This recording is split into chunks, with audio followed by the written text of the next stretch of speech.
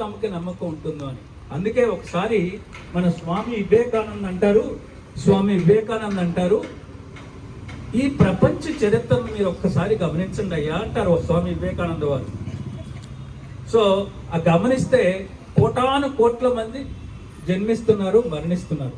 వారెవ్వరూ చరిత్రలో మిగిలిపోరు, వారెవ్వరినీ చరిత్ర గుర్తుపెట్టుకోరు. కానీ కొంతమంది వ్యక్తుల్ని చరిత్ర ఎప్పుడు గుర్తుపెట్టుకుంటుంది? సూర్యచంద్రులు ఉన్నంత వరకే కూడా ఆ వ్యక్తుల యొక్క జీవిత చరిత్ర అలా ఉండిపోతుంది అని చెప్తాడు స్వామి వివేకానంద. ఎవరయ్యా వ్యక్తులు?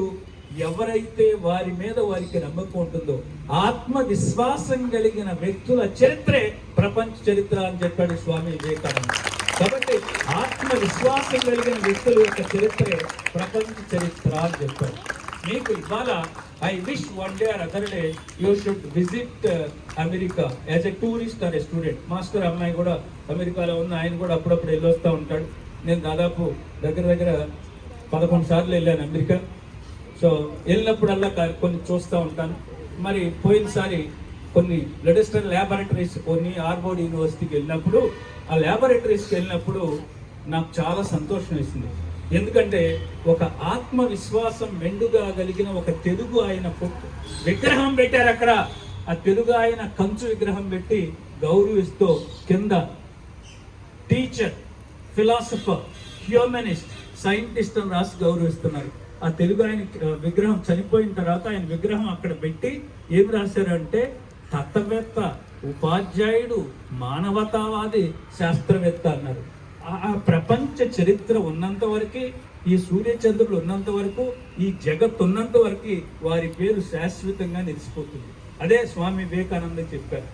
ఆయనకి ఆత్మవిశ్వాసం అంత మెండుగా ఉన్నది. ఉండటం వల్ల ఏం జరిగిందో చెప్తా. ఆయన చాలా పేద కుటుంబం, పౌరోహిత్యం చేసుకునే కుటుంబం, చాలా పేద కుటుంబం. అంత పేద కుటుంబం. తండ్రి చిన్నప్పుడే చనిపోయాడు. మెట్రికులేషన్ 2 సార్లు తప్పాడు ఈ అబ్బాయి. సో అలర్చిల్లరగా తిరుగుతున్నాడు, తెలియదు కదా, తండ్రి లేడు. వాళ్ళ అమ్మగారు డబ్బులు ఇచ్చి భీమవరం నుంచి రాజమండ్రి ఛార్జీలు రా, ఆంధ్ర యూనివర్సిటీ మెట్రికులేషన్ ఫీజు కట్టరా, ప్లస్ ఈ ఛార్జీలు ఫీజుకి అంది. అమ్మ డబ్బులు ఎక్కడి అన్నాడు. అరే నాకున్న ఒక్క నగ అమ్మేశానుగా, మనమా పనులు చేసుకోలేము, పొలం పనులు లాంటివి. కానీ వేరే చోట మనం చదువుకుంటే ఏదైనా నీకు ఉద్యోగం వస్తే నువ్వు బాగుంటావు, బాగా బ్రతుకుతావు, పోనీ నన్ను గురించి వదిలేరా నాయన, చదువుకోరా అని చెప్పింది. ఆ మాటలు ఏమి వినపడలే ఆయనకి. అమ్మ నగం వేసింది కదా పాపం, అమ్మ కోసం పాస్ అవుదామని మెట్రికులేషన్ పాస్ అయ్యి ఏమిటి జీవితం అని కొంచెం తాత్విక చింతనతో రామకృష్ణ మిషన్ వాళ్ళ దగ్గరికి వెళ్ళాడు. చెన్నై, అప్పుడు ఇక్కట్లో లేవు, చెన్నై వెళ్ళారు. ఉన్నా ఇంత అభివృద్ధిలో లేవు, చెన్నై హెడ్ క్వార్టర్స్. అక్కడికి వెళ్ళాడు. అక్కడికి వెళ్ళి నేను సన్యాసిని అవుతాను, అందరికీ సేవలు చేస్తాను, నన్ను చేర్చుకోండి అన్నాడు. 15 సంవత్సరాల పిల్లవాడు నువ్వేమో లాంటి కోర్సు చేర్పించి మెడిసిన్లో చేర్చారు మద్రాసులో. డాక్టర్ కోర్స్ చేస్తున్నప్పుడు వాళ్ళ కుటుంబంలో 2 మరణిస్తారు. ఆ 2 ఎందుకు మరణిస్తారంటే స్ప్రూ వ్యాధితో మరణిస్తారు.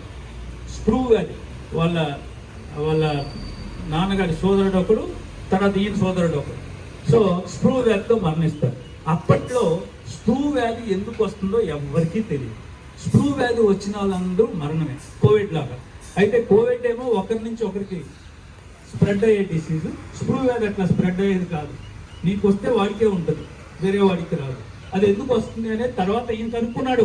ఈ మెట్రికులేషన్ 2 సార్లు తప్పిన అబ్బాయి, కొన్ని వేల మంది మరణిస్తూ ఉండేవారు ఆ స్ప్రూ వ్యాధితో.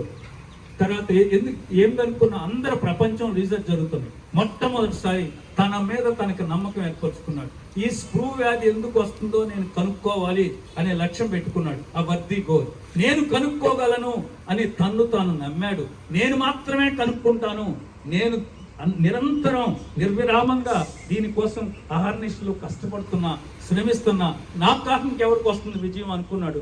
ఎస్, ఆయన ప్రపంచంలో అందరికంటే ముందుగా అయ్యా మనం తీసుకునే ఆహారంలో బి కాంప్లెక్స్ గ్రూప్కి చెందిన పోలిక్ ఆమ్లము అనే విటమిన్ లేకపోవడం వల్ల ఈ వ్యాధి వస్తుంది.